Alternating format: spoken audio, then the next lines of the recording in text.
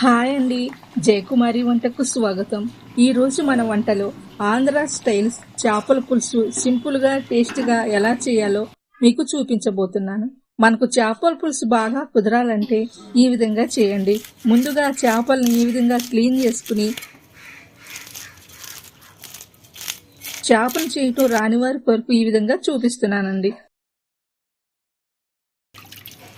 మనకు నచ్చిన సైజులో కట్ చేసుకోండి. కట్ చేసిన తర్వాత కూడా ఉప్పు వేసి 4-5 సార్లు కడగండి. కడిగిన చేప ముక్కల్ని వాటర్ లేకుండా గిన్నెలోకి తీసుకోండి. ఇప్పుడు దీనిలో 1/2 టీ స్పూన్ పసుపు, టీ స్పూన్ కారం, టీ స్పూన్ సాల్ట్ వేసి అంతా ఒకసారి కలిపి మూత పెట్టి ఉంచండి. అలాగే చేపలో జన ఉంటే క్లీన్ చేసుకుని సాల్ట్ టీ స్పూన్, కొద్దిగా కారం, పసుపు చిటికిడి వేసి కలిపి మూత పెట్టి ఉంచండి.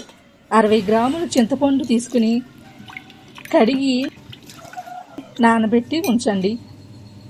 ఇప్పుడు మిక్సీ గిన్నెలో 3 ఉల్లిపాయలని మెత్తగా మిక్సీ పట్టి, ఇప్పుడు వెడల్పు లాంటి పాత్ర తీసుకోండి. దానిలో నూనె ఎక్కువగానే పడుతుందండి చేపల పులుసులో. కాబట్టి 3 టేబుల్ స్పూన్ నూనె వేసి పచ్చిమిర్చి నిలువుగా కట్ చేసినవి దీనిలో వేయండి. వేసిన తర్వాత ఉల్లిపాయ పేస్ట్ కూడా వేయండి.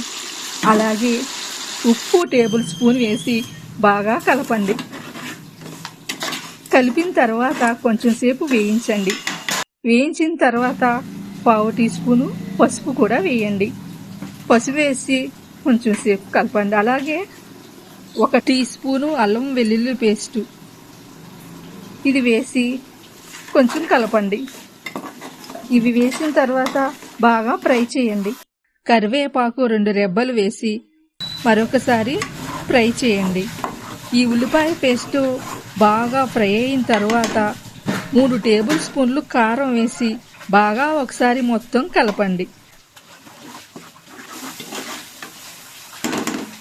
ఇప్పుడు మనం నానబెట్టుకున్న చింతపండు రసాన్ని దీనిలో మనం వేసుకుందామండి. రసం అంతా ఒక గిన్నెలో వేసుకుని కడాయిలో వేసుకుందాం. ఈ విధంగా చింతపండు రసం అంతా వేసుకోవాలండి. మనకు గుజ్జుగా కావాలనుకుంటే ఇది సరిపోతుందండి. మీకు ఇంకా ఎక్కువ పులుసు కావాలనుకుంటే కొంచెం వాటర్ అయితే వేసుకోండి. నాకైతే ఇది సరిపోయింది, నేను వాటర్ వేసుకోవట్లేదు. చింతపండు రసం ఉడికించుకోవాలండి.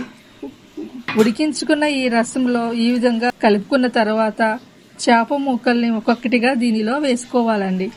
మొత్తం ఒకేసారి వేయకుండా ఈ మీడియాలో చూపిస్తున్న విధంగా ఒక్కొక్కటిగా వేసుకోవాలండి.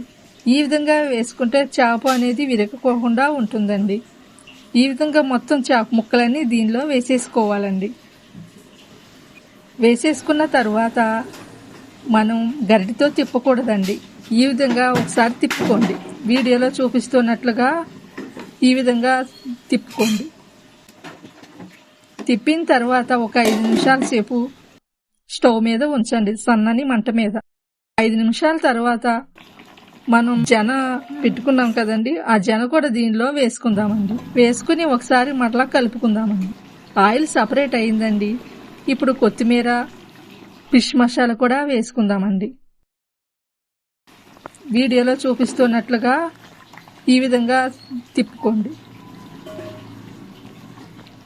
చేప పులుసు రెడీ అయిపోయిందండి. 1 నిమిషం సేపు ఉంచి ఇక స్టవ్ ఆఫ్ చేసేయండి. అంతేనండి, చేపల పులుసు రెడీ అయిపోయినట్లే. ఈ విధంగా మీరు కూడా ఒకసారి ట్రై చేసి చూడండి. ఎలా వచ్చిందో కామెంట్ చేయండి. సబ్స్క్రైబ్ చేయటం మర్చిపోకండి.